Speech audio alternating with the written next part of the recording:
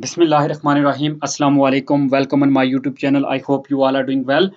इस वीडियो में मैं डिस्कस करने जा रहा हूँ जी 9374 जो कि पाक स्टडी यानी पाकिस्तान स्टडीज़ जो कंपलसरी सब्जेक्ट है बीएस में अल्लामा इकबाल ओपन यूनिवर्सिटी में उसके तीसरे यूनिट को जिसका नाम है जी एजुकेशनल मूवमेंट्स इन सब कंट्री, जिसमें हम अलीगढ़ मूवमेंट की बात करेंगे, देवबंद की बात करेंगे और फिर दारुल उलूम देवबंद और फिर जो है ना वो दारुल उलूम नदवतुल उलमा कि हम उस पे डिस्कशन करेंगे। ऑब्जेक्टिव बेसिकली अगर डिस्कस करें इस चैप्टर के इंट्रोडक्शन में तो यही बातें होंगी कि 1857 की जो जंग आज़ादी हुई थी, वॉर ऑफ इंडिपेंडेंस जिसमें फेलियर हुआ था मुस्लिम्स और हिंदूज जो थे इनका ब्रिटिश के अगेंस्ट ईस्ट इंडिया कंपनी के अगेंस्ट। तो इसके बाद जो मुसलमानों के हालात थे वो बहुत ख़राब थे। मुसलमान जो है ना बहुत बैकवर्डनेस में चले गए थे और इस वजह से जो है ना वो ये हुआ कि सर सैयद अहमद खान वहाँ पे नुमायाँ एक प्रोमिनेंट शख्सियत के तौर पे सामने आए और उन्होंने फिर अलीगढ़ मूवमेंट शुरू की। अलीगढ़ मूवमेंट अब जो थी वो प्रॉपर उसमें उन्होंने प्रमोट करने की कोशिश की कि क्योंकि वो चाहते थे कि इंग्लिश जो है ना जब तक मुसलमान मॉडर्न जो एजुकेशन है वो नहीं हासिल करेंगे तब तक वो डेवलप नहीं कर सके, प्रॉस्पर नहीं हो सकेंगे। तो फिर जब दूसरे जो उलमा थे दूसरी तरफ उनने कहा कि जो सर सैयद है उसकी जो अलीगढ़ मूवमेंट है वो प्योरली जो है वो फॉरेनर है, प्योरली इंग्लिश है। इस वजह से जो है ना हमारे बच्चों को दीन सीखना चाहिए तो उन्होंने फिर दारुल उलूम देवबंद लॉन्च कर दी। उसके बाद इन दोनों के जो है ना का मिक्सचर समझ लें कि जो दारुल उलूम नदवातुल उलमा उन्होंने ये कहा जी कि जो अलीगढ़ मूवमेंट वाले हैं वो सिर्फ इंग्लिश वाले हैं और जो दारुल उलूम देवबंद वाले हैं वो सिर्फ जो है ना वो दीन और ख़तीब और जो है ना उलमा पैदा हो रहे हैं, वो कोई बाकी काम नहीं जानते। इस वजह से फिर इन्होंने जो है ना कहा कि हम एक मॉडरेट जो ऑर्गेनाइज़ेशन है वो लॉन्च करते हैं। तो ये बेसिकली था इंट्रोडक्शन। ऑब्जेक्टिव में बेसिकली यही है कि ऑब्जेक्टिव में हम सर सैयद अहमद खान का रोल पढ़ेंगे कि किस तरह उन्होंने अलीगढ़ मूवमेंट को शुरू किया। अलीगढ़ मूवमेंट ने किस तरह जो है ना वो री-एसेंस ऑफ द साउथ एशियन मुस्लिम, जो साउथ एशियन मुस्लिम है उनका दोबारा एक जो है ना वो दोबारा यानी उनको अरूज पे लाने की कोशिश की। उनके जो है ना उनमें इल्म के लिए जो है ना वो चाहत बढ़ती। दारुल उलूम देवबंद की हम बात करेंगे किस तरह उसने इफेक्टिव रोल प्ले किया, किस तरह उसने इस्लामिक बिलीव्स लोगों में दोबारा जो है ना उनकी प्रोटेक्शन की। फिर हम नदवतुल उलमा और जो है ना जामिया मिलिया इस्लामिया और एजुकेशन सर्विसेज जो है ना अंजुम हमायत इस्लाम और सिंध मदरसातुल इस्लाम और इस्लामिया कॉलेज पेशावर का रोल हम डिस्कस करेंगे। शुरू करते हैं। सबसे पहले हम बात करेंगे अलीगढ़ मूवमेंट की कि अलीगढ़ मूवमेंट जो है ना वो सर सैयद अहमद खान का बैकग्राउंड में अगर देखें तो बैकग्राउंड में यही था कि वॉर ऑफ इंडिपेंडेंस थी जो 1857 में, जिसमें हिंदू और मुस्लिम दोनों को जो है ना वो डिफीट हुई थी। डिफीट हुई थी फ्रॉम द ब्रिटिश। ब्रिटिश से डिफीट होने के बाद जो मुसलमानों का पीरियड था वो डीजनरेशन और डीकम्पोजिशन का समझ लें वो शुरू हो गया था, ब्रेक डाउन हो गया था। अब ये को in fact the fall of Indian Muslim जो है इंडियन मुस्लिम का फॉल हो गया था, happen with the collapse of Mughal empire. जो मुगल एम्पायर था वो बिल्कुल कोलैप्स कर गया था। क्योंकि जो बहादुर शाह जफर थे वो आखिरी मुगल जो थे ना वो एम्पर थे, बादशाह थे, तो उस वजह से वो जो है ना नाम निहाद के बादशाह थे। अब जो है ना प्रॉपर कंट्रोल जो था वो ब्रिटिश ने कंट्रोल कर दिया था और फिर 1858 में जो है ना अगेन जो प्रॉपर ब्रिटेन आ गया था यहाँ पे।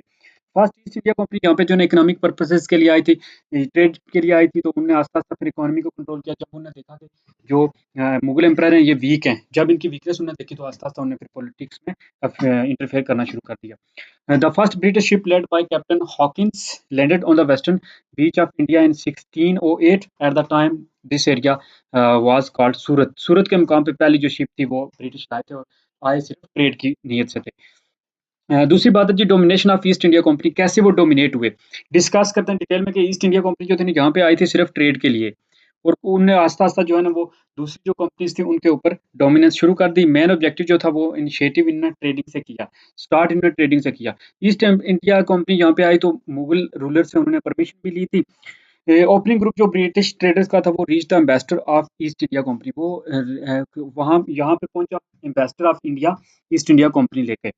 जो ट्रेडर था वो had to compete with other European, क्योंकि वो जो फ्रेंच में स्पेशली जो फ्रेंच थे वो बहुत तेज थे। वो इनसे पहले जो ब्रिटिश थे इनसे पहले पहुंच जाते थे दूसरे मालिक के साथ तजारत करते थे। तो फिर इन्होंने कहा कि हम जो है ना वो इनके साथ करते हैं, डील करते हैं। तो उन्होंने फिर जो है ना ट्रेडिंग की यहाँ से परमिशन ली। 1613 में जो कैप्टन हॉकिंस थे और उनके फ्रेंड जो थे वो सक्सीड हुए, यहाँ पे उन्होंने परमिशन हासिल की और मुगल एम्परर के साथ उन्होंने जो है ना वो जंगीर वगैरह को परमिट किया उन्होंने और इनिशिएट कर दी यहाँ पे ट्रेडिंग।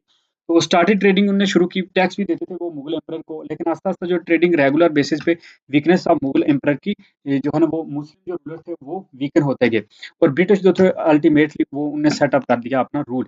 ईस्ट इंडिया कंपनी जो थी वो गवर्न कर ली थी India until 1857 and after the failure of war of independence India become under the direct rule of British crown. और जब 1857 की वॉर में फेल हुए मुस्लिम और हिंदू जो लोकल लोग थे, जो लोकल पीपल थे, तो इस वजह से उसके बाद जो है ना वो अंडर डायरेक्ट जो है ना वो सब कॉन्टिनेंट या इंडिया जो है वो ब्रिटिश क्राउन के अंडर चला गया।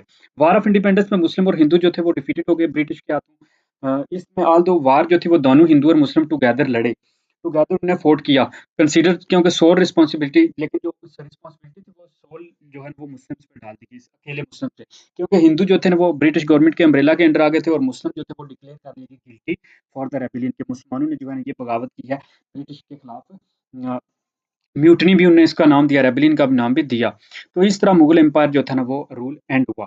मुस्लिम जो थे, now the Muslims found them, Muslim अब जो था ना डाउनवर्ड उनका स्टार्ट हो गया, decline arrived at the lowest step, वो अब बिल्कुल नीचे वाले तबके में चले गए थे। ऑफ कोर्स ये दिन जो थे मुसलमानों के वो डेस्परेशन यानी मायूसी के थे और डार्कनेस थे। सर सैयद अहमद खान जो थे वो चाहते थे कि मुसलमानों की सोशो इकोनॉमिक कंडीशन जो है उसको इंडियन जो मुस्लिम है उनको इम्प्रूव किया जाए। तो वो इस टाइम जो है ना सामने आए और Muslims were in critical condition, मुसलमान जो थे वो बहुत क्रिटिकल कंडीशन में, तो उन्होंने डिसाइड किया कि वो मुसलमानों को प्रोवाइड करेंगे right direction. Sir Syed Ahmad Khan ने एक रियलिस्टिक अप्रोच शुरू किया और एनालाइज किया veracity of the time and recommend the, उन्होंने टाइम की नज़ाकत को समझते हुए मुसलमानों को जो है ना वो कहा कि वो to be loyal and to the British, के जो गवर्नमेंट है उसके लिए वो लॉयल हो जाएं। फिर उन्होंने एडवाइस भी किया मुसलमानों को कि वो जो है ना मॉडर्न एजुकेशन भी हासिल करें और इसके लिए उन्होंने फिर स्टेप भी उठाए। नंबर वन है जी policies of the British. British की ये पॉलिसीज थी कि ईस्ट इंडिया कंपनी जो थी ना वो अनफेयर और अनबायस्ड थी टुवर्ड द मुस्लिम, मुस्लिम के अगेंस्ट जो थे ना वो गैर शफाफ थे और बायस्ड, अनबायस्ड इस वजह से कि वो बायस थे, यानी वो ये चाहते थे कि मुसलमान जो है ना वो डार्क ड्रेस में ही रहें, मुसलमान जो है वो बैकवर्ड में ही रहें, क्योंकि मुसलमानों से उन्होंने लिया था क्रॉन, रूल लिया था, तो इसलिए जो है ना वो ये चाहते थे। तो this discriminate attitude also continued bye the British crown after replacing the east India company. British crown ने भी ऐसा किया। एक्चुअली ये था कि जो एनिमिटी बिटवीन द ब्रिटिश और मुस्लिम के दरमियान क्या दुश्मनी चल रही थी, क्योंकि जो ब्रिटिश थे उनका ओपिनियन ये था कि मुसलमान जो है ना वो गिल्टी हैं for the rebellion against the British colonial colonel authority in 1857 के 1857 में जो वार ऑफ इंडिपेंडेंस है इसके सोल रिस्पॉन्सिबल जो है वो मुस्लिम थे। इसलिए जो ब्रिटिश थे वो मुसलमानों के टुवर्ड जो है ना वो बहुत बाइस्ड पॉलिसीज अपनाते थे, अनफेयर जो है ना उनके साथ ट्रीटमेंट करते थे। मुस्लिम जो थे इसमें अब क्रश हो रहे थे क्योंकि म्यूचुअल अंडरस्टैंडिंग थी हिंदू और जो ब्रिटिश थे उनके दरमियान में। तो हिंदू जो थे वो क्योंकि क्लेवर थे तो उन्होंने अपनी क्लेवरनेस दिखाई और मुसलमानों को जो है ना वो रिमूव कर दिया, गवर्नमेंट सर्विसेज से डिप्राइव कर दिया, एजुकेशन से ह्यूमिलेटेड कर दिया, सोसाइटी में जलील कर दिया। अब मुसलमानों के लिए कोई गाइडेंस वाला वहाँ पे लीडर नहीं था, तो फिर सर सैयद अहमद खान जो है वो ओनली सोल पर्सनैलिटी थे जिन्होंने यहाँ पे रिस्पॉन्सिबिलिटी ली for the welfare of the Muslim. Sir Syed Ahmad Khan, आप उनकी बात करें तो वो अक्टूबर 17 1817 को बोर्न हुए दिल्ली में। वो एक नोबल फैमिली से बिलोंग करते थे।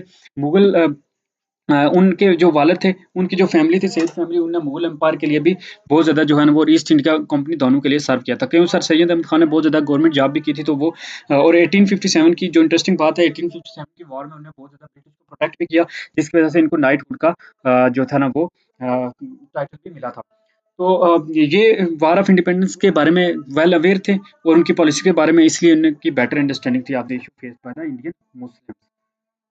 अहमद खान ने फिर वेरियस वे से जो है ना सर्व किया मुसलमानों के लिए। उन्होंने और प्लेस चूज़ की, जो सेंटर चूज़ किया एक्टिविटीज़ के लिए कि जहाँ से वो अपना तमाम जो खिदमात जो सर्विसेज हैं वो देंगे, वो उनने अलीगढ़ को चूज़ किया। दिल्ली में वो बहुत अरसा रहे थे, लेकिन उनने जो है ना जहाँ पे एजुकेशन जो अलीगढ़ मूवमेंट है वो अलीगढ़ से शुरू की थी। अलीगढ़ बेसिकली एक टाउन था जहाँ पे सर सैयद अहमद खान ने अपनी मूवमेंट शुरू की और एफर्ट शुरू किए ताकि जो सर्कमस्टेंसेस हैं इंडियन मुस्लिम्स के उनको चेंज किया जाए। सर सैयद अहमद खान जो थे वो fundamental argument that the Muslims should think about the reality of present time, कि मुसलमान जो अभी प्रेजेंट टाइम में जो चीज़ें चल रही हैं उनके मुताबिक सोचें और अपनी पास्ट ग्लोरी जो है ना उसके बारे में सोचें और रीथिंक करें और उसको वापस लाने की कोशिश करें।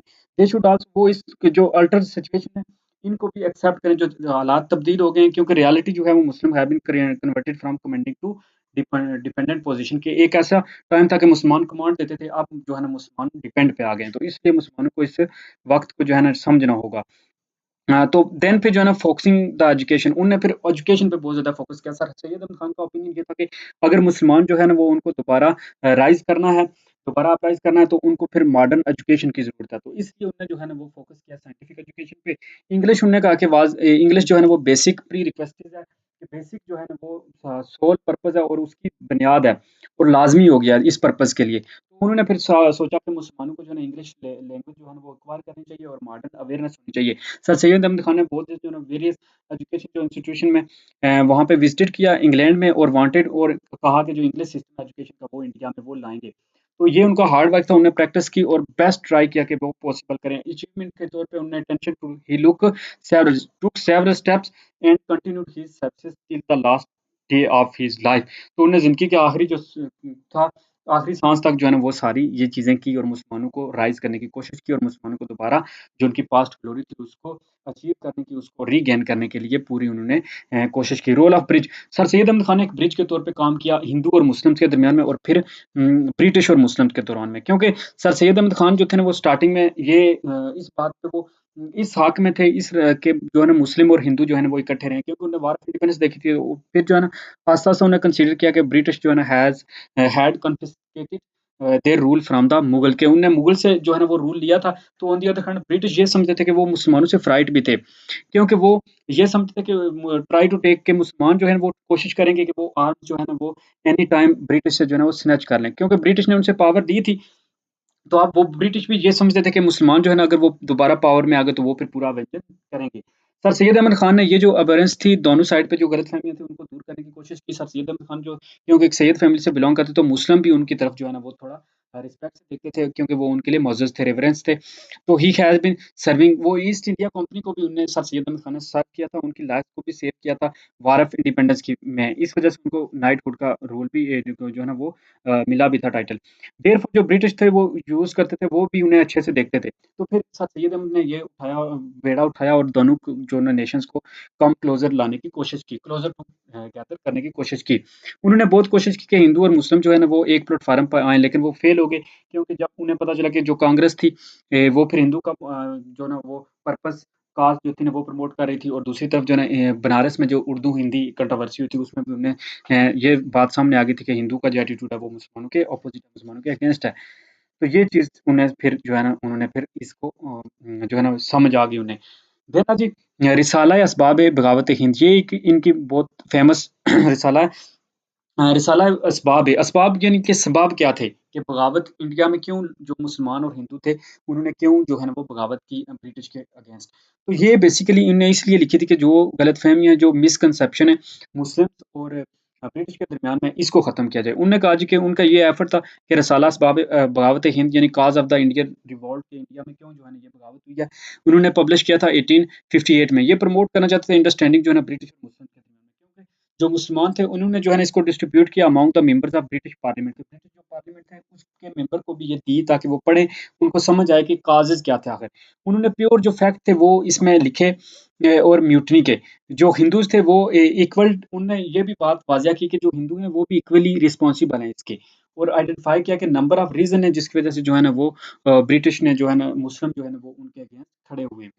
अब इसमें उन्होंने ये भी रीज़न लिखा कि ब्रिटिश जो है ना वो ट्राई कर रहे थे कि मुसलमानों को जो है ना वो क्रिश्चियनिटी में कन्वर्ट करने की, और मुस्लिम इस बात से अनॉय हो गए थे। फिर दूसरी चीज़ वो सेवरल लॉज़ वर इम्प्लीमेंटेड, कुछ ऐसे लॉज़ थे जो मुसलमानों के लिए सूटेबल नहीं थे रिलीजियसली और कल्चरली, तो इस वज़ह से जो है ना वो यहाँ के जो है ना वो म्यूटनी हुई या वार ऑफ इंडिपेंडेंस हुई। Loyal mountains of India, loyal mountains of India में जो है ना इन्होंने फिर मुस्लिम स्कॉलर थे, इन्होंने बहुत ज़्यादा बुक्स लिखी। इनका पर्पस बेसिकली बुक्स लिखने का यही था कि जो मिसट्रस्ट था, डिसट्रस्ट था मुस्लिम्स और जो ब्रिटिश के दरमियान में, उसको उन्होंने ख़त्म करने की कोशिश की। इसमें उन्होंने चीफली ट्राई किया कि जो मुस्लिम्स ऑफ इंडिया हैं वो ट्रस्ट करें अपॉन द ब्रिटिश, और रिमूव करें जो बायसेज़ है, ताकि ब्रिटिश के अंदर जो बायसेसनेस है, जो वो बायस हुए हुए हैं, इसको मुस्लिम के अगेंस्ट इसको ख़त्म किया जाए। तो British had the introduce term, उनने मोहम्मडन फॉर द मुस्लिम्स के लिए तब जो है ना वो सर सैयद वो जो है ना मोहम्मडन जो था वो वर्ड उन्होंने मुस्लिम्स के लिए इस्तेमाल किया था। लॉयल मोहम्मडन्स ऑफ इंडिया उन्होंने से यूज़ की, had also use the same term, this was the series of, ये एक किताबों की सीरीज़ उन्होंने पब्लिश की,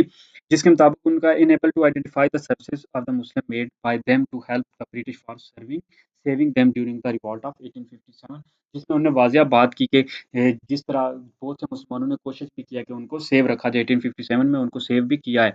तो वार ऑफ इंडिपेंडेंस क्लेम के that it was reward not the जिहाद, और उन्होंने ये क्लेम किया कि ये साबित किया कि हाईलाइट किया कि ये जिहाद नहीं था बल्कि रिवॉर्ड थी एक, और उनके लॉज और उनकी कुछ चीज़ों की वजह से। फिर उन्होंने कमेंट्री दी बाइबल पे, बाइबल की ट्रांसलेशन भी की। बाइबल की ट्रांसलेशन में उन्होंने जो है ना बेसिकली वो वाज़ह ये करना चाहते थे कि जो मुस्लिम्स और जो क्रिश्चियंस हैं इनके दरमियान में कुछ सिमिलैरिटीज़ हैं इनकी।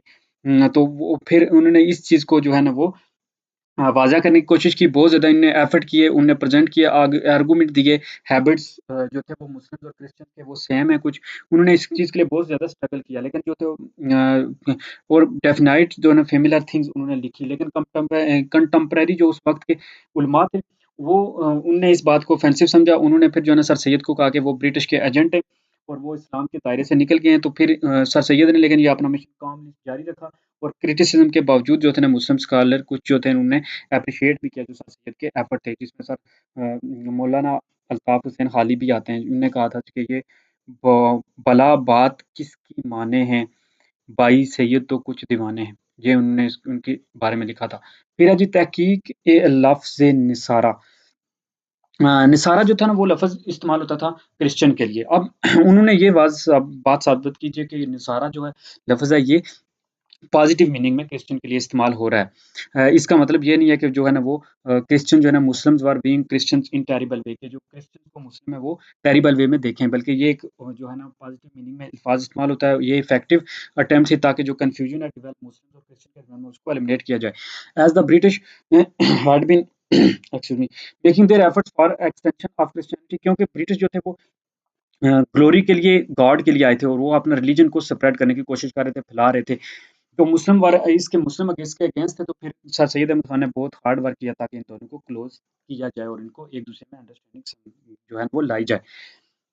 अहकाम ताम अहले किताब, कि दोनों जो है ना वो मुस्लिम और क्रिश्चियन एक जगह अहले किताब जो हैं वो खाना खा सकते हैं। तो सर सैयद अहमद खान ने इसके ऊपर एक किताब लिखी, ताम खाने को कहते हैं, ताम अहले किताब के, अहले किताब जो है ना वो, और इसको 1868 में उन्होंने पब्लिश की, जिसमें उन्होंने ये बयान किया जो क्रिश्चियंस हैं वो अहले किताब हैं और मुस्लिम्स को अलाउ है कि वो उनके साथ खा सकते हैं। फिर उन्होंने रोट भी बहुत सी इस पे ये रोट दैट कि मुस्लिम जो है ना वो उनके साथ जो फूड कुक क्रिश्चियन जो फूड पकाते हैं उनके साथ वो बैठ के खा भी सकते हैं। उन्होंने कुछ वेरियस जो है ना वर्सेस भी होली कुरान की और हदीस की जो है ना वो कॉपी की, जिसमें उन्होंने होली प्रॉफेट सल्लल्लाहु अलैहि वसल्लम का इस्लाम है and proved that Muslims were not prohibited to eat with अहले किताब, के मुसलमानों को मना नहीं किया गया कि वो अहले किताब के साथ ना खाएं, बल्कि इजाज़त है। तो फिर उन्होंने जो है ना होली प्रॉफेट सल्लल्लाहु अलैहि वसल्लम को उन्होंने ये भी कहा जी कि होली प्रॉफेट सल्लल्लाहु अलैहि वसल्लम जो है ना वो खाते थे, जो है ना प्रीपेयर्ड बाय द जूस, के जो जूस पकाते थे, खाना वगैरह तैयार करते थे, उसको खाते थे, और ये फूड जो है ना वो हलाल डिक्लेयर की जाती है। अल्लाह ने इसको हराम नहीं कहा, मेजर्ड एज़ हराम नहीं है। इन दिस रिगार्ड उन्होंने रेफर किया जो है ना वो फतवा जो शाह अब्दुल अज़ीज़ का था, जिन्होंने जो है ना परमिट किया मुसलमानों को कि वो अहले किताब के साथ खा सकते हैं। फिर है जी साइंटिफिक सोसाइटी उन्होंने इसको जो है ना एस्टेब्लिश किया, फाउंड किया साइंटिफिक सोसाइटी को गाज़ीपुर में, नेम दिया साइंटिफिक सोसाइटी। बेसिकली इसका काम ये था कि ये ट्रांसलेशन करती थी जो आर्टिकल्स होते थे इंग्लिश टू उर्दू, क्योंकि ऐसा था कि उस वक़्त बहुत कम मुसलमान थे जो इंग्लिश को जानते थे।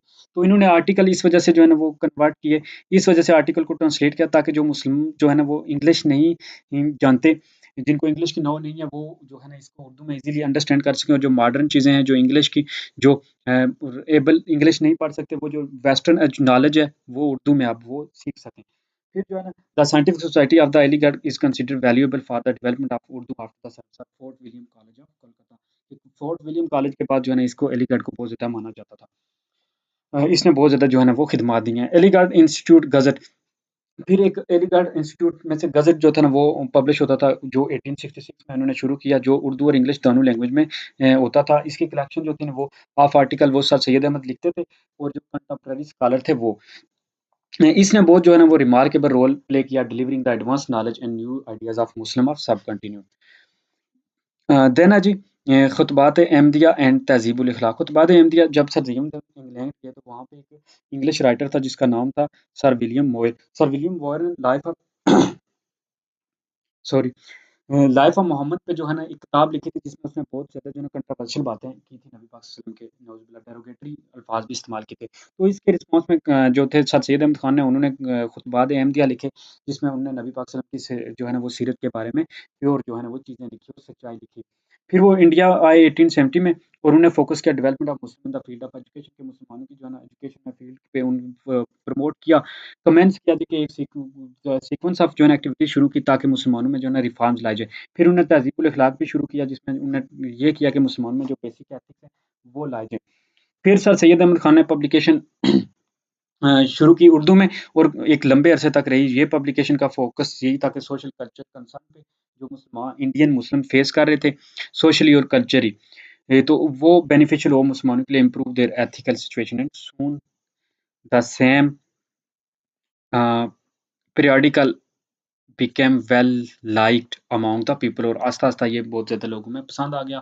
फिर ही कम्प्रिहेंडली डिनोंस्ड द सोशल इवल्स जैसे पॉलीगैमी थी, स्लेवरी थी और अदर जो सोशल प्रैक्टिस थे, गुलामी वगैरह को इन्होंने उसको खत्म करने की कोशिश की। मॉडर्न एंड इस्लामिक एजुकेशन फिर ना 1872 में जब सर सैयद अहमद खान ने माउंटेन कॉलेज फंड कमेटी जो है ना वो बनाई। इसके सेटअप करने का मकसद ये था कि मुसलमानों के दरमियान में इस्लामिक टीचिंग और मॉडर्न एजुकेशन दोनों जो है ना वो लाई जाएँ। इसका बेसिकली जो है ना इस्लामियात इसमें कंपल्सरी थी। मुस्लिम जो far from the Western and English education आज introduce in India by the British. British ने जो है ना जैसे एजुकेशन जो इंट्रोड्यूस कराई है उसकी वजह से जो है ना वो कि मुसलमान जो है ना वो अब उससे बहुत दूर हैं। तो इंडियन मुस्लिम जो थे ना वो बायस थे टुवर्ड ब्रिटिश। इंडियन मुस्लिम ये समझते थे कि वो फ्राइटेंड थे कि जो इंग्लिश की एजुकेशन है वो सिर्फ ब्रिटिश के जो है ना और उनके मज़हब के रिलीजन के यानी रिलेटेड है।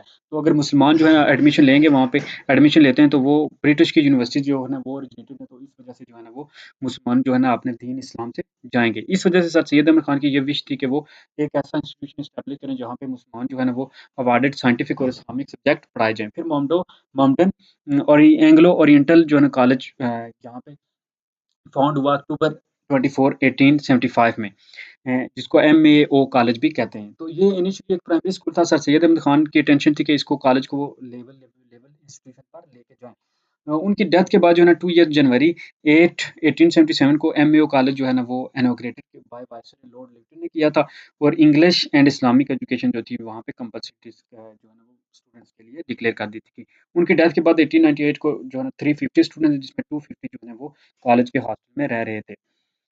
देन जी मुस्लिम यूनिवर्सिटी अलीगढ़ सेम टाइम जो है ना एज़ टाइम पास जैसे-जैसे वक़्त गुज़रता गया जो एमयू कॉलेज था वो एलिवेशन को ऊपर चढ़ा गया, यानी उसकी में तरक्की आती गई और बिकम ए सुपीरियर इंस्टीट्यूट बन गया एजुकेशन फॉर द मुस्लिम्स।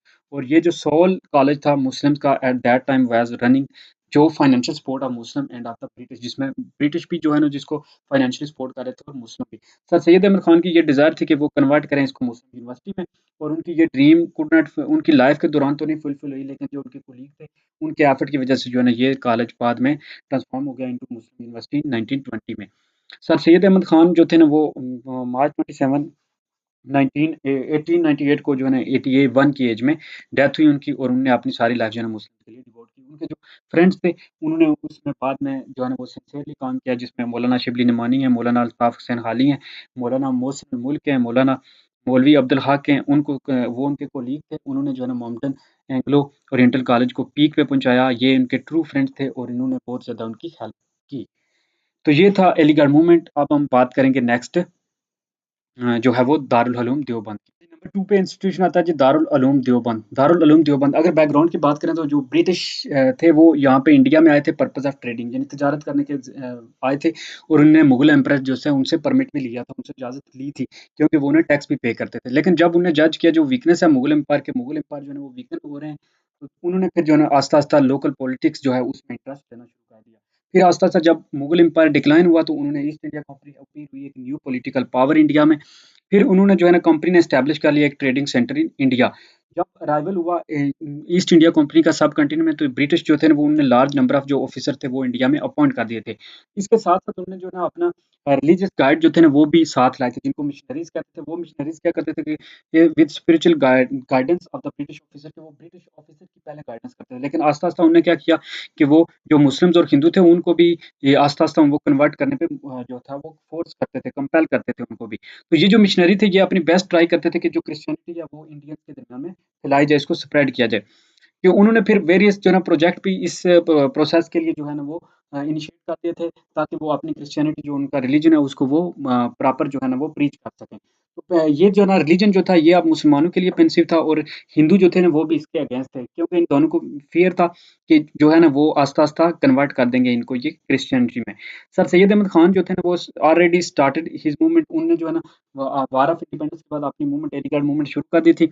लेकिन जो मोस्ट ऑफ द मुस्लिम उलमा थे वो ये समझते थे जो सर सैयद अहमद खान है वो रिफॉर्मर तो हैं लेकिन उन्हें वर्किंग पैटर्न जो है वो टोटली जो है वो वेस्ट का है। उनके प्योर तो इसलिए जो दारुल उलूम है कि उनके बच्चों को जो है ना वो प्योरली इस्लामिक एजुकेशन चाहिए। तो फिर मई जो है ना 30 1886 में जो है ना Islamic month of Muharram Muharram में जो है ना वो ग्रेट जो मुस्लिम स्कॉलर थे उन्होंने एक इस्लामिक इंस्टीट्यूशन बनाया। ये इस्लामिक इंस्टीट्यूशन एस्टेब्लिश हुआ जी के शरणपुर नेम जो है ना चत्ता चत्ता जो है ना एक मास्क स्मॉल मास्क थी जिसका नाम चत्ता था या चट्टा था शरणपुर में। तो ये जो है ना स्मॉल टाउन था एक यूपी यानी ऊपर प्रदेश में।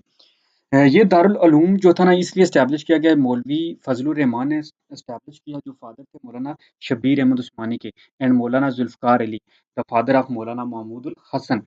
जो रशीद अहमद थे गनगोई और मौलाना मोहम्मद कासिम जो नतवानी थे एंड खाजी मोहम्मद हुसैन आबिद ये पायनीर थे इस इस्लामिक इंस्टीट्यूट के यानी ये नाम है जिसमें जो है ना मौलाना फजलुर रहमान है मौलाना शबीर उल अहमद उस्मानी है रशीद अहमद गंगोई है मौलाना मोहम्मद कासिम नंदोई है एंड हाजी मोहम्मद हुसैन आबिद है। तो इनिशियली आइडिया ये था कि जनरेटेड किया जाए वेल नोन रिलीजियस स्कॉलर हाजी मोहम्मद हुसैन आबिद का। फिर जो है ना इनकी इसके लिए कुछ मौलाना जो कासिम नतवाई थे उन्होंने कुछ जो है ना इसके लिए मदरसे के लिए रूल भी बनाए थे। उन्होंने ये कहा कि जो सोर्स ऑफ अनलेस जब तक कोई मदरसे के लिए सोर्स ऑफ इनकम नहीं होता it will be running without वो उस जो इनकम के बगैर चलेगा with the willing of Allah Almighty के मुताबिक उनके विल के मुताबिक। फिर कंट्रीब्यूशन ऑफ द गवर्नमेंट और जो एफ्लुएंट पीपल हैं वो उनका जो कंट्रीब्यूशन है वो इसको हार्म कर सकता है मदरसे के लिए वो मदरसे के लिए नुकसानदेह हो सकता है। ये उनका रूल था। तीसरा ये था कि फंडिंग जो करते हैं जो ग्रेसफुल लोग भी कंट्रीब्यूशन करेंगे, हम उनकी फंडिंग को लेंगे जो विश ऑफ देयर पब्लिसिटी के जो खुद को पब्लिसिटी नहीं करेंगे, बल्कि ऐसे ही फंड चिपके से दे देंगे। नंबर 4 उन्होंने कहा कि जो भी टीचर होंगे वो सेल्फलेस होंगे, वो सेल्फिश नहीं होने चाहिए। तो ये था बिगिनिंग में जो है ना मदरसा but it is was called madrasa. Starting में इसको मदरसा कहा गया लेकिन जब एफर्ट हुए मौलाना कासिम ननतवाई ने एफर्ट किए तो इसको आस्ता-आस्ता जो है ना दारुल उलूम देवबंद में चेंज हो गए। उनकी डेथ के बाद जो है ना 1880 में फिर मौलाना रशीद अहमद गंगोई जो थे उनको अपॉइंट किया गया एज़ अ केयरटेकर। उन्होंने फिर मौलाना मोहम्मद यकूब नतवाई ने टुक ओवर कर दिया चार्ज को। फिर शेख महमूद उल हसन रिमेन रहे इसके सदर मदरसा सदर मदारिस फ्रॉम 1888 टू 1920। आफ्टर दैट जो है ना मौलाना अशरफुल तनवाई जो थे वो थानवी जो थे उन्होंने एज एडमिनिस्ट्रेटर काम किया। तो इनिशियल डेज में अगर बात करें तो टीचर जो थे ना वो टीचिंग स्टार्ट करते थे शैडो ऑफ पोमीग्रेनेट ट्री के एक जो अनार का दरख्त था उसके नीचे उन्होंने जो है ना वो इसको स्टार्ट किया। फिर शेख उल हिंद जो मौलाना महमूद उल हसन है वो फर्स्ट चाइल्ड थे जो यहाँ पे दाखिल हुए थे। और साल के एंड पे यहाँ पे जो है ना 78 स्टूडेंट थे उसमें से जो है ना वो 58 बिलोंग करते थे अदर देन देवबंद के इलाके से वो बाहर के थे। लार्ज नंबर ऑफ स्टूडेंट जो है ना मदरसा में शिफ्ट हुए न्यूली कंस्ट्रक्टेड मॉस्क में फिर वो शिफ्ट कर दिया गया। नंबर ऑफ स्कॉलर्स और टीचर जो है ना डे बाय डे इसमें इंक्रीज होते गए। जो फाउंडेशन थी इंडिपेंडेंट बिल्डिंग की लेड की गई थी 1876 में। The system of education prepared जो system of education Shah Waliullah ने बताया था वो यहाँ पे इम्प्लीमेंट किया गया और 100 ऑफ ईयर्स में यहाँ से जो है ना वो मोर देन 17,000 जो वर्ल्ड वाइज जो है ना वो रिकॉग्नाइज्ड स्कॉलर यहाँ से निकले। इक्वालिटी जो थी क्वालिटी जो थी एकेडमी की वो that was totally depend on public contribution वो पब्लिक की कंट्रीब्यूशन पे थी। दारुल उलूम जो था ना वो फंड मुस्लिम प्रोवाइड करते थे fund to the Darul Uloom with open heart के साथ वो खुले दिल के साथ यहाँ पे देते थे फंड देते थे। दारुल उलूम जो था वो देवबंद पर लार्ज नंबर ऑफ इनने स्कॉलर प्ले किए जिनने बहुत ज़्यादा रोल प्ले किया इस्लामिक एजुकेशन में। But in the politics also और पॉलिटिक्स में भी वेल नोन जो रिलीजियस पॉलिटिकल पार्टी फाउंडेड है वो उसमें उलमा जमातुल उलमाए हिंद पार्टी है। Later on the same was distributed. अब ये पार्टी बाद में जो है ना दो पार्टीज में डिवाइड हो गई। एक पार्टी जो है ना वो जमीयतुल उलमाए हिंद है और दूसरी जमीयत उलमाए इस्लाम थी। फर्स्ट को जो था वो लेड करते थे शेख उल हदीस जो है ना ऑफ देवबंद मौलाना हुसैन अहमद मदनी। वो लीडर थे ऑफ पार्टी के। उन्होंने जो है ना वो मौलाना हुसैन अहमद मदनी जो थे and some of his friends were in the opposition of the establishment of Pakistan. वो पाकिस्तान के खिलाफ भी थे। ये इंटरेस्टिंग चीज़ है कि वो लोग जो शेख उल हदीस देवबंद मौलाना हुसैन अहमद मदनी, जो पहली पार्टी यानी जमीयत उलमाए हिंद को सपोर्ट करते थे, वो पाकिस्तान की एस्टैब्लिशमेंट के खिलाफ थे। दूसरी बात करें तो मौलाना मोहम्मद याकूब जो नानोतवाई थे, वो अपॉइंट किए गए एज अ फर्स्ट सदर मदारस चीफ एडमिनिस्ट्रेटर इंस्टीट्यूशन के।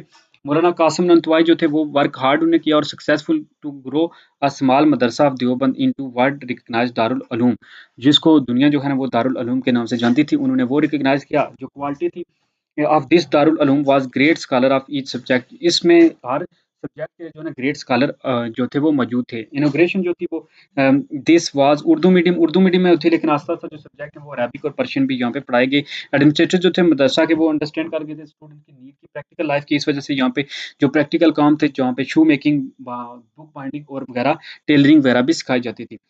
एक जो मदरसे का बहुत ब्रिलियंट स्टूडेंट था मौलाना मोहम्मद महमूद उल हसन, उन्होंने अपनी एजुकेशन को कंप्लीट करने के बाद वो इसी मदरसे के साथ जो है ना वो लिंक हो गए। और उनने फिर जो है ना वो first and then become the principal of the Darul Uloom, और फिर टीचर पहले बने, फिर जो है ना दारुल उलूम के प्रिंसिपल बने। महमूद मौलाना जो महमूद उल हसन थे, उनने सर्व किया इंस्टीट्यूट में तकरीबन 23 ईयर, और अपनी presented his contribution for its advancement. He made Darul Uloom so enormous, उन्हें इतना बड़ा बना दिया कि फॉरेनर जो थे ना उन्होंने भी इसको ज्वाइन किया। जो डिसाइपल थे, जो यहाँ पे शागिर्द थे दारुल उलूम के, वो देवबंदी स्कूल ऑफ थॉट से जो है ना वो लिंक थे। अब दारुल इफ्ता जो था ना वो भी फाउंड हुआ 1893 में under the command of Mufti Azizur Rahman. Objective जो था दारुल इफ्ता का वो ये था कि गाइड करना मुसलमानों को in the field of religion and economy, उनको रिलीजन और इकोनॉमी जो है इफ्ता यानी सिखाना। इसमें बेसिकली ये एफर्ट बनाया गया कि translation of Holi Quran complete किया गया। महमूद उल हसन साहब ने करिकुलम जो था इस्लामिक मदरसा का, उसको दारस निज़ामी का नाम दिया गया, जो बेस्ड करता था शरिया यानी इस्लामिक लॉ, फिका यानी इस्लामिक जुरिस्प्रूडेंस एंड तज़फ़्फ़ुफ़ यानी ट्रेडिशनल जो इस्लामिक स्पिरिचुअलिटी है, उसके ऊपर ये सारी चीज़ें डिपेंड करती थी। अगर इसके ऑब्जेक्टिव की बात हम करें तो we found the great aim, इनका एम ये था कि comprehensive knowledge to the Muslim students about Islam, Islam के बारे में मुसलमानों को जो है ना बहुत ज़्यादा नॉलेज दिया जाए। अगर टाइम की ये नेसेसिटी थी, कुरान, तफसीर और हदीस जो है ना वो सिखाया जाए।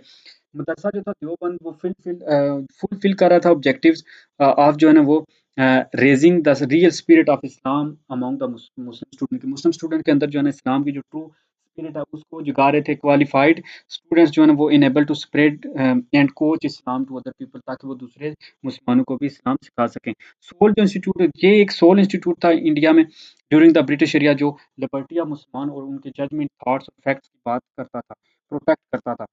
It was also reality that the Darul Uloom was founded in the opposition. ये एक, और ये भी एक रियलिटी है कि ये अलीगढ़ के अपोजिशन में बना था, अपोजिशन में फाउंड किया गया था, क्योंकि अलीगढ़ के ये समझते थे कि अलीगढ़ जो है वो प्योरली इंग्लिश मीडियम को जो है ना प्रमोट कर रहा है, इंग्लिश एजुकेशन को प्रमोट कर रहा है। तो उनने फिर इसको इस्लाम को प्रमोट करने के लिए, इस्लामिक एजुकेशन को आगे लाने के लिए, मुसलमानों में जो है ना इस्लामिक जज्बा लाने के लिए, स्पिरिट ऑफ इस्लाम, इसलिए जो है ना इसको उन्होंने एस्टैब्लिश किया था।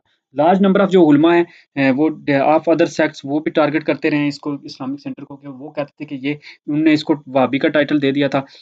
लेकिन रियलिटी ये है कि ये मोहम्मद इब्न अब्दुल वहाब जो अरेबिया के थे, जिन्हें ये वहाबी जो मूवमेंट थी उनसे, जिनसे मुंसलिक थी, उसके साथ इनका कोई रिलेशन नहीं था।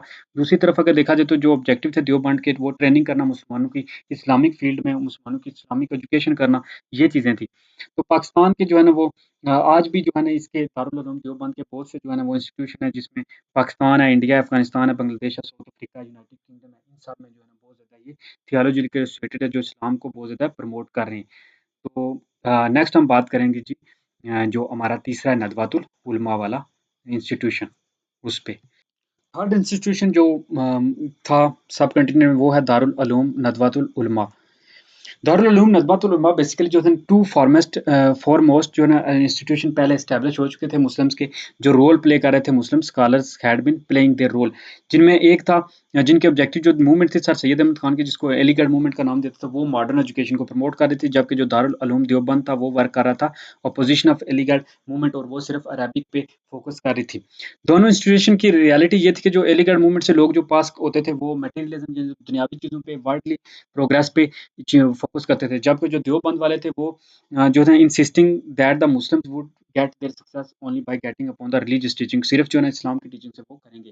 तो ये जो ग्रेजुएट जो एलिगढ़ से होते थे वो फिर सुपीरियर जॉब ढूँढते थे, हायर हॉनोरियम देखते थे, यानी जिसमें ज़्यादा रिस्पेक्ट हो, जबकि जो दूसरी तरफ वाले थे वो कंट्रारी जो हैं, जो दारुल उलूम से बच्चे जो ग्रेजुएट होते थे वो खतीब बनते थे, उलमा बनते थे और वो जो मॉडर्न एजुकेशन है उससे डिप्राइव रहते थे, महरूम रहते थे।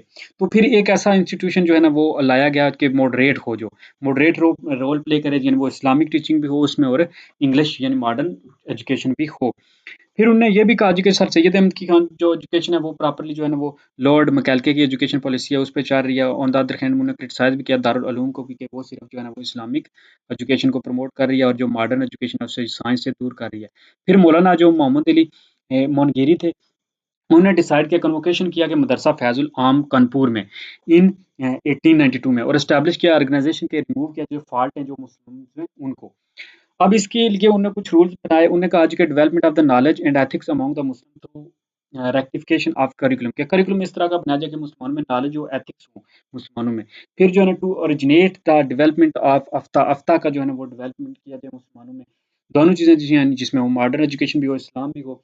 और फिर रिमूव किया जाए जो इस उलमा and elimination of the controversial discussion के जो डिफरेंस होता है उलमा में और कंट्रोवर्शियल जो डिस्कशन है उसको रिमूव किया जाए। फिर मेजर किया जाए for the welfare of the Muslim without taking participation in the politics, politics में हिस्सा लिए बगैर मुसलमानों की जो है फलाह बहबूद के लिए काम किया जाए। एस्टैब्लिश किया जाए अनार्मस Darul Uloom for the promotion of academic education as well as technical education, के ऐसा अदारा बनाया जाए जिसमें टेक्निकल एजुकेशन भी हो और इस्लामी भी हो।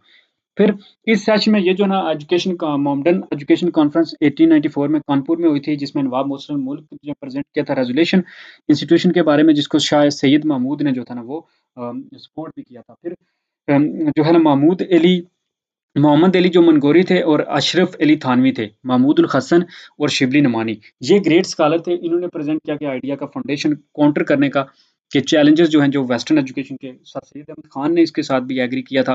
फिर मोहम्मद अली जो कानपुरी थे, उन्होंने अपॉइंट किया एज फर्स्ट एडमिनिस्ट्रेटर और दिसंबर 1898 में ऑफिस जो था वो सेम इंस्टीट्यूशन का was transferred from Kanpur to Lucknow, Lucknow में उसको ट्रांसफर किया गया था। इनिशियल क्लासेस जो थी वो दारुल उलूम की यहाँ पे स्टार्ट हुई थी लखनऊ में।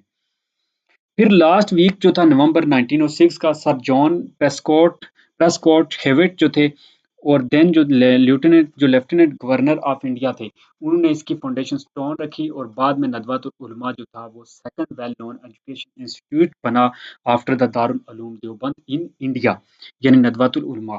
ये कॉन्फ्रेंस हुई, कॉन्फ्रेंस में ये बात हुई कि जो है ना सर, पहले तो ये हम रीजन लिखेंगे कि क्या वजह बनी, बैकग्राउंड क्या था। सर जो एलिगढ़ मूवमेंट थी वो मॉडर्न एजुकेशन को प्रमोट कर रही थी और जो दारुल उलूम देवबंद था वो इस्लामिक टीचिंग को प्रमोट कर रहा था, इसलिए ये एक मॉडरेट था उन दोनों का, जो दारुल जो आपका नदवातुल उलमा था, ताकि इसमें जो है ना लोगों को टेक्निकल एजुकेशन भी सिखाया जाए और जो है ना बाकी मॉडर्न इंग्लिश भी सिखाया जाए और इस्लामी भी। तो फिर इसकी जो है ना बुनियाद पड़ी। अब नदवातुल उलमा जो है ना वो second well known education institute था दारुल उलूम देवबंद के बाद। प्रेफरेंस अगर देखें नदवा क्यों रखा गया, इसका नाम नदवा, नदवा इसलिए रखा गया क्योंकि ये कंसीव्ड फ्रॉम द हॉल इन मक्का, के मक्का में खाल है उसकी वजह से। यहाँ पे जो है ना the assembly place of the upper class, जहाँ पे अपर क्लास जो लोग थे वो असेंबल होते थे। फाउंडेशन सेशन जो था वो अटेंड होता था, वेरियस वेल नोन मुस्लिम स्कॉलर जो थे उसमें, और तमाम सेक्ट के जो उलमा थे वो लाया जाते थे उनके, जिसमें मौलाना शिबली नमानी आते हैं, मौलाना अब्दुल्ला अंसारी थे। मौलाना शिबली नमानी जो है ना वो propose Maulana Mufti Lutfullah to cheer the session, के वो इस सेशन की चेयर पर्सन हो। फिर नदवा ने पीक देखी रेपुटेशन विद शिबली नमानी जब उसके साथ अटैच हुए 1904 में, तो उस नदवा जो थे ना वो अपने पीक पे पहुंचा। उनने कुछ रूल भी सेट किए विद द मौलवी अब्दुल हक के साथ। नदवातुल उलमा जो है इसने अपना स्टेटस हाई रैंक तक जो है ना वो ड्यू टू रेगुलेशन की वजह से हाई रैंक तक गई। शिबली एक प्रोफेसर थे अलीगढ़ में सर सैयद के साथ। फिर उन्होंने डेमोन्स्ट्रेट किया, इमेंस इंटेलेक्चुअल थे और स्कॉलर थे। मौलाना शिबली नमानी ने अपने आप को प्रूव किया सरफस दी एलीगढ़ मूवमेंट में फॉर 16 ईयर्स। एलीगढ़ में उन्होंने 16 साल तक काम किया, लेकिन एक्सट्रीम आइडियोलॉजिकल डिस्पैरिटी की वजह से, कि उनकी आइडियोलॉजी डिफरेंट थी, उन्होंने सेपरेट किया खुद को एलीगढ़ से 1898 पे, और फिर आफ्टर 1904 में रिजाइन करने के बाद वो नदवातुल उलमा के साथ ज्वाइन हो गए। मौलाना शिबली नमानी को उन्होंने जो है ना अपॉइंट किया था as the charge of the Nadwa. उन्होंने लॉट ऑफ उसमें तब्दीलियां लाई, अल्टरेशन लाई करिकुलम में, और फिर उसको according to need of society तब्दील किया। उनने खुद को डिवोटेड किया, अपने टाइम को सर्विसेज दी दारुल उलूम में। उनने वर्क एज़ अ एडिटर भी वर्क किया यहाँ पे मैगज़ीन ऑफ नदवा में। मौलाना का ग्रेट पार्ट ये था कि वो नदवा उन्होंने एस्टेब्लिश किया एज़ नदवा दारुल मुसन्नफ़ीन मुसन्नफ़ीन एट आज़मगढ़ में, और 1913 में उन्होंने रिज़ाइन किया from the position of secretary of Nadwa due to inconsistencies between the, क्योंकि उनके और दारुल उलूम के जो दूसरे मेंबर थे उनके दरमियान में इनकंसिस्टेंसीज़ आ गई थी। इस वजह से उन्होंने फिर इस पोज़ीशन सेक्रेटरी की पोज़ीशन रिज़ाइन भी कर लिया। Then he constituted the Anjuman में इस्लाह नदवा, वो फिर उन्होंने एक कंस्टिट्यूट किया जो है ना अंजुम अंजुमन इस्लाह नदवा, जो बेटरमेंट ऑफ द इंस्टीट्यूट के लिए, और फिर रिलीव किया कि of the Shibli the Nadwa तुल उलूम लॉस्ट इट्स अट्रैक्टिवनेस, के वो जो थे उनकी फिर जो नदवा खो बैठा। ऑल दो मैनी स्कॉलर्स ने काम किया नदवा के और इसके एडमिनिस्ट्रेशन में, लेकिन जो इसकी रेपुटेशन जो थी वो दोबारा वहाँ तक नहीं पहुँच सकी जो शिबली के दौर में थी। नदवतुल उलमा ने जो है ना शेप किया बहुत ज़्यादा फेमस स्कॉलर, जिसमें सैयद सुलेमान नदवी और मौलाना अब्दुल कलाम आज़ाद इसमें बहुत ज़्यादा आते हैं, जो नदवतुल उलमा से फ़ारिग हुए।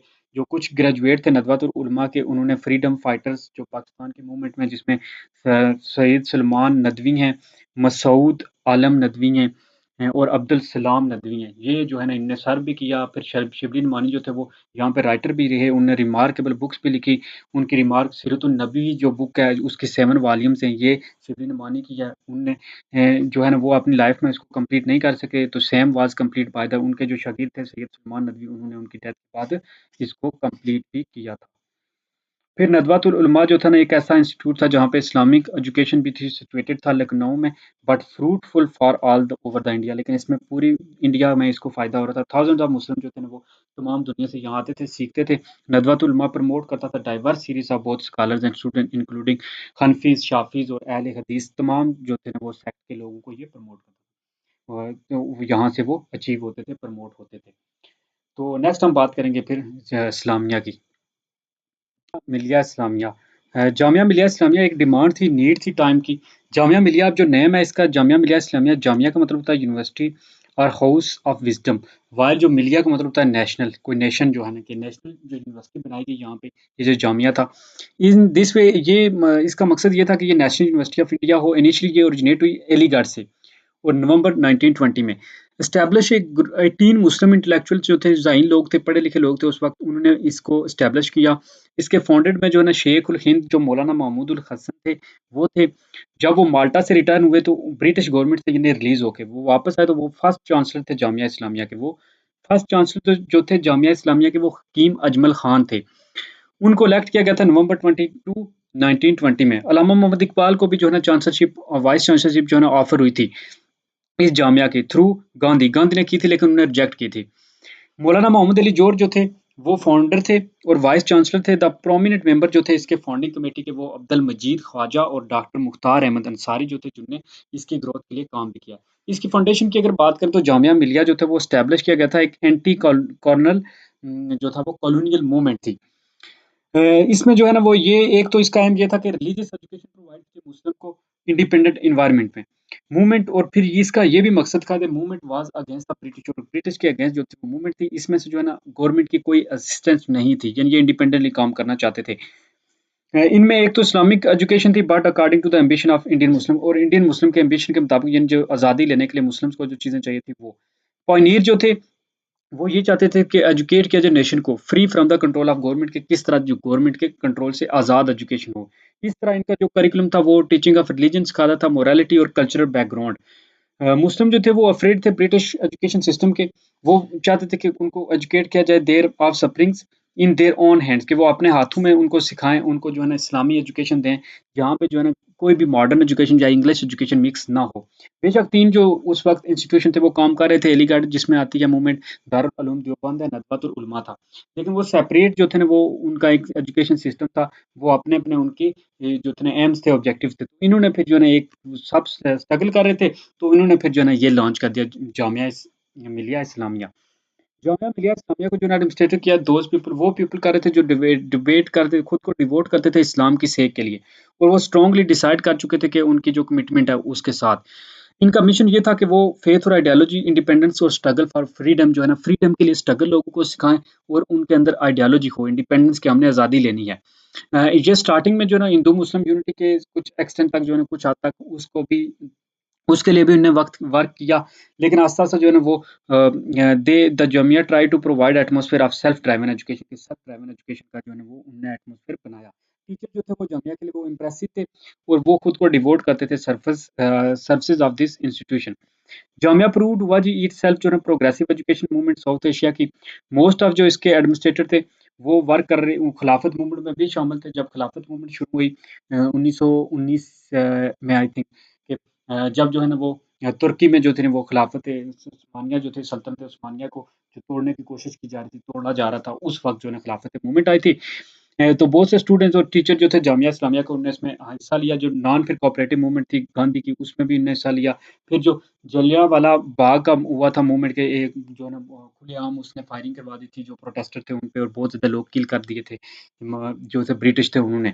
फिर नॉन कोऑपरेशन मूवमेंट जो थी गांधी की जनवरी 1 1921 में, उसमें भी ये हिस्सा ले रहे थे। फिर बहुत से लोग जो है ना इसमें अरेस्ट भी हुए, जिसकी वजह से एंड पे जो है मूवमेंट के लिए जो थी वो भी कॉल ऑफ कर दी गई थी। और जो खिलाफत थी उसको भी जो मुस्तफ़ा कमाल अतातुर्क था 1924 में, उसने उसको भी जो है वो एलिमिनेट कर दिया था। फिर चोरा-चोरी मूवमेंट जो थी, इसमें भी इन लोगों का बहुत ज़्यादा रोल था। यानी ये जो है ना मोस्टली इंडिपेंडेंस में इन्हें जो है ना जो मूवमेंट्स हुई हैं उनमें बहुत ज़्यादा जामिया इस्लामिया जो लोग थे उन्होंने हिस्सा लिया है।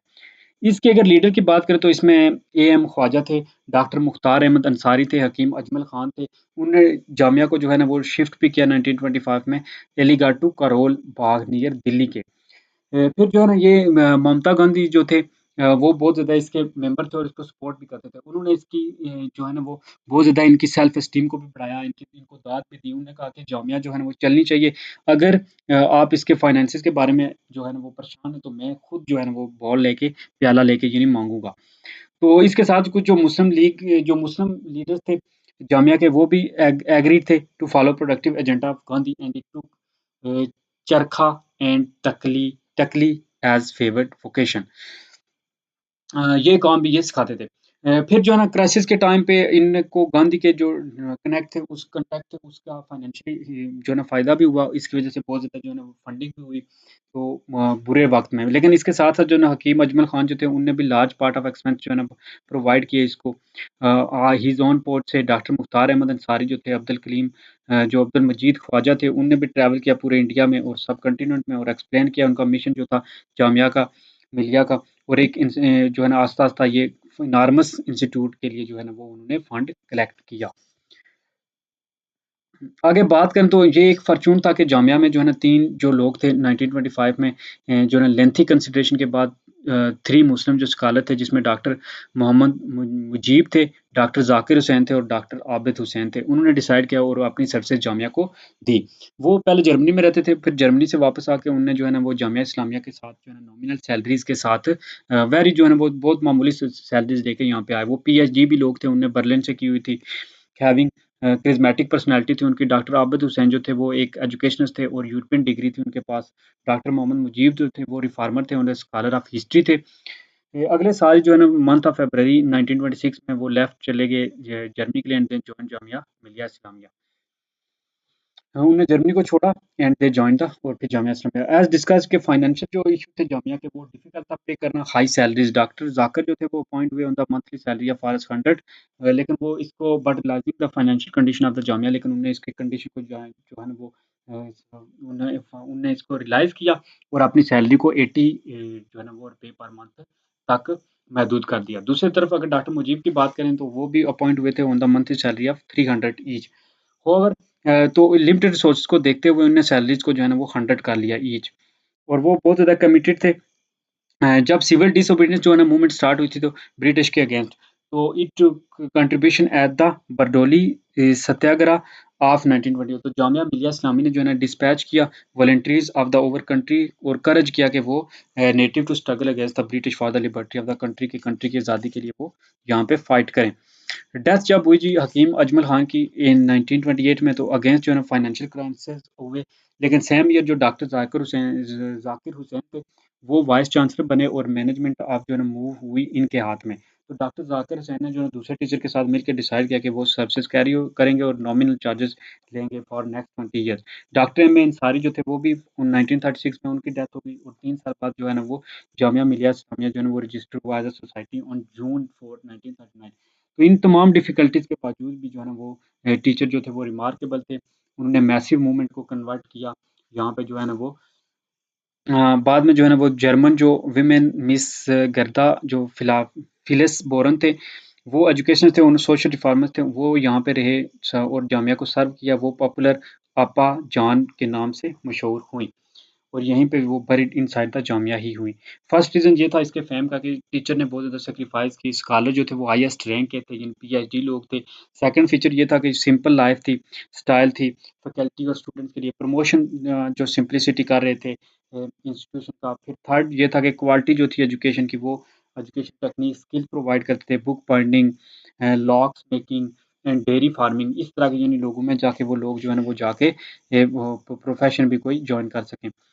फेमस जो मुस्लिम स्कॉलर जो वेल नोन फ्रीडम फाइटर इसमें से जो है ना वो disciple of Shah Waliullah Maulana Ubaidullah Sindhi join institution को जॉइन किया था 1939 में और उन्होंने जॉइन किया और रिक्वेस्ट की doctor on the request of doctor Zakir Hussain in this Jamia Maulana initiated Baitul Hikma a school of Islamic study और फिर same Zakir Hussain who later on become the third vice president of India from 1962 to 1967.